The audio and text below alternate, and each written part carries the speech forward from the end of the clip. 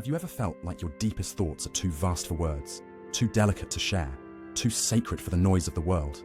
If so, you may belong to a rare group Carl Jung once quietly warned us about: intuitive introverts. These are not your average quiet souls who simply prefer solitude. They are the ones whose inner landscapes are so rich, so saturated with images, insights, and sensations that ordinary life often feels like a faint echo compared to the symphony playing inside their minds. Carl Jung, one of the most profound minds in psychology, believed that intuitive introverts possess an extraordinary inner vision, one that allows them to perceive what others overlook. Yet, this gift is not without a shadow. Jung cautioned that when this inward gaze becomes too consuming, it risks detaching the person from reality itself. In his words, they may completely lose touch with the external world. This wasn't just poetic phrasing. It was a genuine, psychological warning. But why would someone so profoundly in tune with the unseen struggle with the seen? Why would the very strength of inner insight become the soil for psychological instability? To understand this, we need to follow the trail Jung left us through the forest of the human psyche. The intuitive introvert doesn't interact with the world through facts and evidence. They move through dreams, symbols, archetypes. Reality for them is not what's visible, but what lies behind the veil.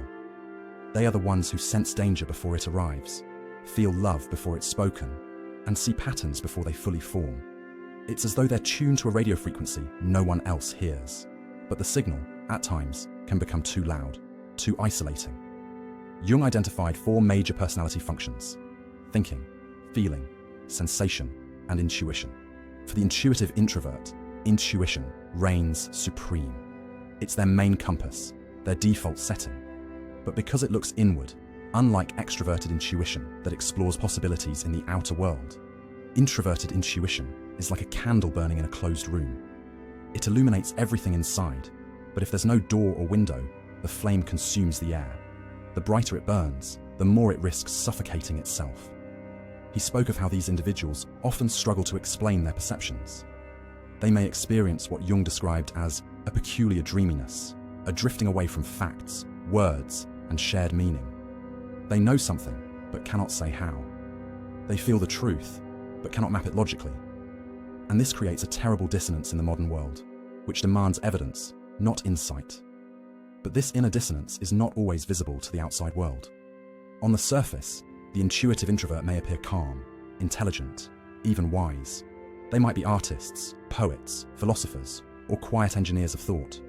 Yet beneath that serene exterior, there's often a restless storm, an overgrowth of impressions, questions, visions, and ideas that won't stop echoing. It's not unusual for these individuals to become consumed by their own inner images. They may spend hours contemplating metaphors, symbols, or mysterious patterns without realizing that time has passed. While others live in the light of day, they walk the borderlands between sleep and waking. And though this gives them an incredible depth of perception, it also places them in danger of isolation, alienation, and, as Jung warned, delusion. Jung offered a word of caution. If the intuitive introvert doesn't ground themselves in some form of outer reality, be it through relationships, work, nature, or creative expression, they may be swallowed by their own minds. The very function that makes them insightful may become a labyrinth with no exit. He used a metaphor to describe this. It is as if they live on an island, surrounded by fog. The island is beautiful, filled with treasures, but unless they build bridges to the mainland, they will eventually become ghosts to the world and to themselves. This haunting image speaks directly to the tension intuitive introverts live with every day. Their gift is rare, but it comes with a price. The more they retreat inward, the more they risk losing the thread that ties them to the rest of humanity. This is why Jung emphasized integration. He didn't believe we should silence our intuition, but that we must balance it. The intuitive introvert must find a way to translate their visions into something that breathes in the world. A painting, a conversation, a theory, a song, something tangible, because otherwise the light they carry may flicker alone in a sealed lantern. So, what does it really mean to carry such a gift and such a weight? Can an intuitive introvert ever feel truly seen, truly understood? Or are they destined to walk alone, whispering truths that others cannot hear? We'll dive deeper in the next part, where Jung explores what happens when the intuitive introvert is out of balance and how the very insights that once guided them can begin to deceive them. When Carl Jung spoke of the dangers intuitive introverts might face, he wasn't being abstract. He had witnessed it, this psychological unraveling, from patients, colleagues, and perhaps even himself. For someone so inwardly oriented, the very act of retreating from the world is often done not out of avoidance, but necessity. The outer world is loud, linear, full of rules that seem arbitrary to someone who lives by a different compass. And so, slowly, they begin to build a refuge inside. But here's where the fracture begins. As this inner world grows more elaborate, it becomes increasingly difficult to share. The introvert may try to express what they're sensing, but the words don't come out right. People misunderstand.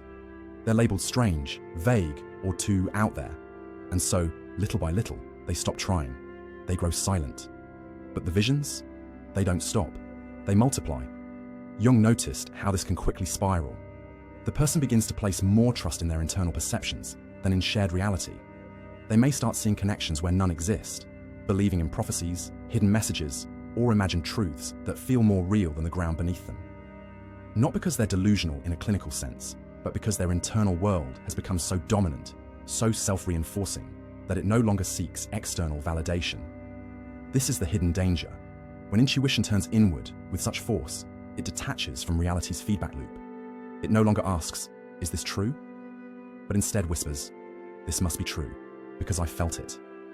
Jung called this phenomenon introverted inflation. It's a state where the ego, overly fed by the unconscious, begins to believe it possesses special insight or destiny. The person may become convinced they are chosen, enlightened, or in possession of a truth the world has yet to see. But this isn't grounded self-confidence. It's a swelling of the ego built on a fragile foundation, a dream castle with no door. If this content is making sense to you, click the subscribe button and subscribe to the channel. Thank you for your support.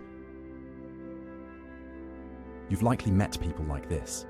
They speak in riddles, walk with a certain mystical distance, and seem disconnected, not just from others, but from themselves. And yet, there's a quiet tragedy to them, because beneath the cryptic language and spiritual posturing is often someone longing to connect, but unable to come back down. Jung believed the key was to anchor intuition to the body and the present moment. Intuitive introverts need a tether, whether it's through art, service, nature, or craft. Something that takes their swirling insights and molds them into shape. He encouraged them to make visible what is invisible, to give form to the formless. Because once their visions take shape, they can be shared, tested, lived, not just believed.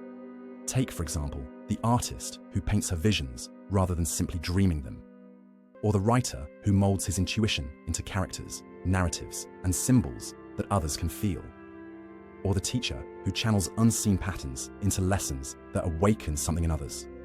These are intuitive introverts who've built a bridge between inner and outer life, but the danger returns when this bridge collapses, often triggered by isolation, trauma, or over-identification with spiritual ideas. Jung observed that many spiritual seekers were, in fact, intuitive introverts who had lost their way. Drawn to mysticism, prophecy, or occultism, not as a path of discovery, but as a way to validate their inward drift. He warned that even the most sincere journey inward must eventually turn back outward. Without that return, the individual may begin to mistake their personal dreams for universal truths. They might fall into grandiosity, believing they are prophets, saviors, or victims of a world too unenlightened to understand them. And yet, this isn't condemnation. Jung had deep empathy for these individuals. He saw in them the seeds of immense wisdom, creativity, and spiritual power. But like any seed, it must be planted, nourished, and grown in soil that can support it. So, what is that soil? For Jung, it was conscious integration, bringing the insights of the unconscious into dialogue with reason, with the senses, with the body. Not to tame them, but to test them, see which visions bloom and which fade.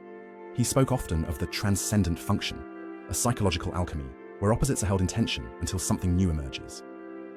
For the intuitive introvert, this means holding on to their inner visions, yes, but also stepping into relationships, responsibilities, and even the mundane rhythms of life, because paradoxically, it is in the ordinary that their extraordinary gifts find shape. It might sound counterintuitive, but Jung believed that true mystical insight must pass through the filter of ordinary life. That's how it becomes more than just a spark. That's how it becomes light. And so the question arises, how can intuitive introverts protect their depth without drowning in it? How can they stay connected to their inner knowing while remaining open to others? The next part of Jung's warning begins there, with the psychological consequences when that balance is broken, and how shadow projection can twist the intuitive gift into a weapon turned inward. When the balance between the inner and outer world is lost, the psyche doesn't merely retreat, it defends. For intuitive introverts who feel misunderstood, unseen, or chronically disconnected, this defense often takes the shape of projection. Carl Jung described projection not as a flaw, but as a natural function of the psyche. When something within us is too hard to face, too raw, confusing, or unfamiliar, we place it outside ourselves. We see it in others, in systems, in the world. For intuitive introverts, this can take on an especially dangerous form: shadow projection. The shadow, in Jungian terms, is the part of ourselves we don't want to acknowledge. It's not always negative. Sometimes it holds repressed talents, desires, or truths that don't fit our conscious identity. But for the intuitive introvert, already swimming in layers of internal perception, the shadow can be vast and seductive.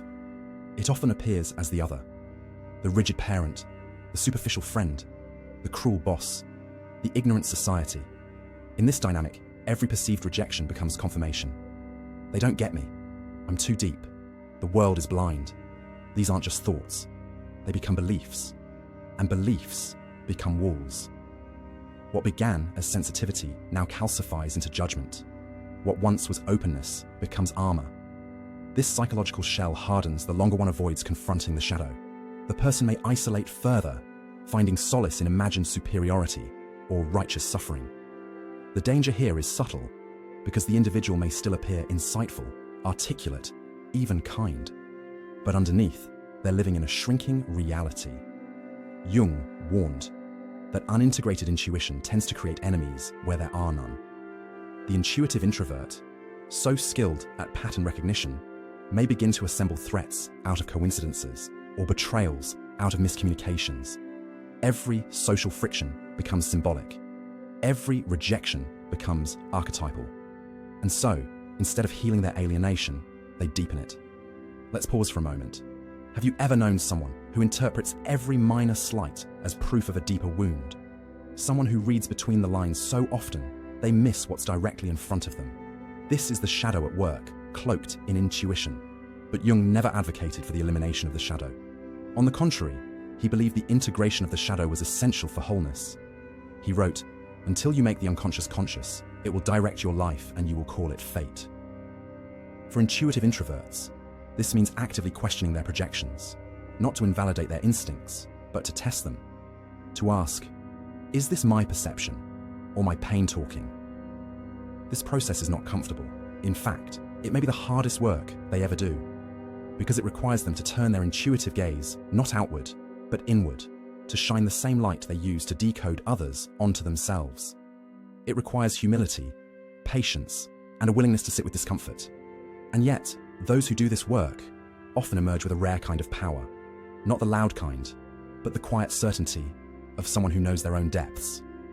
They become not just observers of life, but participants, not just interpreters of meaning, but creators of it. There's also another risk that Jung highlighted: when intuition becomes severed from action. For the intuitive introvert, insights often arrive fully formed: an image, a realization, a sense of truth. But insight alone is not transformation. Without embodiment, without action, movement, decision, these flashes can become a kind of spiritual paralysis. The person may drift from insight to insight, addicted to epiphany, but allergic to follow through. They may speak of potential, but never risk failure.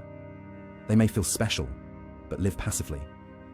Jung compared this to a person staring at a map, but never taking a step. To break this cycle, the intuitive introvert must make a leap, not into more thinking, but into doing. Whether that means confronting a fear, setting a boundary, sharing their voice, or committing to a path, action is the antidote to illusion. It grounds vision. It refines intuition. It teaches discernment. One way Jung encouraged this was through the concept of individuation, the lifelong process of becoming oneself. Not an idealized version, but the whole self, shadow, ego, spirit, and soul. For intuitive introverts, this journey often begins in solitude, but must pass through relationship, through work, through love, through disappointment and repair, through the messiness of life. Because the true goal of inner vision is not escape, but integration. Imagine the intuitive introvert not as a mystic in a tower, but as a bridge. One foot in the unseen, one foot in the real. Someone who translates what is felt into what can be shared, who doesn't just sense patterns, but brings them to life through words, art, healing, invention. This is the arc Jung hoped for. Not the mystic who drifts, but the mystic who returns, who builds, who lives, and who, in doing so, offers others a map, not of escape, but of becoming. To truly understand Carl Jung's warning to intuitive introverts, we must explore not only their inner dangers, but also their hidden gifts, and how those gifts can either flourish or decay, depending on how they are handled. Jung never dismissed introversion or intuition as flaws. In fact, he saw them as powerful paths to wholeness, so long as they were integrated and grounded in real life. The trouble began when individuals mistook their sensitivity for superiority, or their depth for disconnection. At their best, intuitive introverts are architects of meaning. They connect dots no one else sees. They feel what others ignore. They often find wisdom in silence, creativity in solitude, and compassion in struggle. But when cut off from feedback, from the world's friction and texture, they risk building entire realities that exist only in their minds. Realities where they're always misunderstood, always alone, always right. Jung called this the inflation of the ego by unconscious material. In simpler terms, when you believe your intuition is always correct, you stop questioning it. And when you stop questioning it, you lose your grip on reality. This isn't to say intuition is unreliable. It's often deeply insightful. But like a dream, it needs interpretation, not blind obedience. A dream might reveal a truth, but only if you examine it, wrestle with it, and translate it into waking life. So, what does integration look like in practice? For the intuitive introvert, it may begin with a very unspiritual act, asking for help, letting someone in, being seen not as the wise observer or the misunderstood outcast, but as a person, vulnerable and messy. This alone can be revolutionary because it interrupts the narrative of isolation that the shadow loves to protect. It also involves grounding practices, activities that connect thought with body, vision with hand. This could be writing, gardening, cooking, building, dancing. Jung himself believed that the psyche speaks through symbols, and symbols are made real through creation. To carve wood is to carve meaning. To cook a meal is to nourish more than the stomach. Even more essential is community. Not the kind that flatters or idealizes, but the kind that challenges. People who will say, "I think you're projecting," or "I hear you, but is that really true?"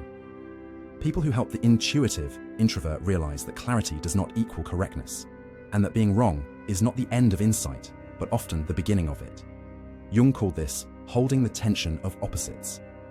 It means letting contradictory truths coexist without rushing to resolve them. For example, "I feel misunderstood, and I also might be misreading the room." Or, "I have insight, but I need accountability." Or even, "I long for solitude, but I also need connection." This tension is where transformation happens. Not in choosing one side over the other, but in standing in the middle, awake and honest. In this space, the intuitive introvert stops being ruled by their inner world and starts dancing with it. They become less reactive and more reflective, less isolated and more imaginative. And here lies Jung's final, unspoken invitation for the intuitive introvert to become not just a receiver of visions, but a translator. Someone who doesn't hoard insight, but shares it, who makes their inner world accessible, not by explaining everything, but by embodying it. This doesn't mean abandoning mystery. Quite the opposite. It means honoring mystery by giving it form, through story, art, relationships, service. It means becoming a vessel, not a vault. In this way, the intuitive introvert fulfills their true role, not as a recluse, but as a bridge, a link between unconscious and conscious, between individual and collective, between the unknown and the known. This is not a destiny reserved for the few. It is available to all who are willing to meet their shadow, test their insights, risk being wrong, and choose to engage with life, fully and bravely. In the end, Jung's warning was never a curse. It was a mirror held up to the parts of ourselves that long to be seen, not glorified, that long to be lived, not just imagined. If you see yourself in these words, in the gifts, the risks, the longing, then perhaps you too are an intuitive introvert. And if so, your work is not to retreat deeper into your visions, but to bring them to life, to return from the depths with something to offer, to walk into the world not with fear, but with purpose. Because when the intuitive introvert becomes whole, they don't just change their own story, they expand the human story. They remind the rest of us that there is more to life than what can be measured, more to truth than what can be proven, and more to being human than what we dare to admit. That is not just a gift, it is a calling.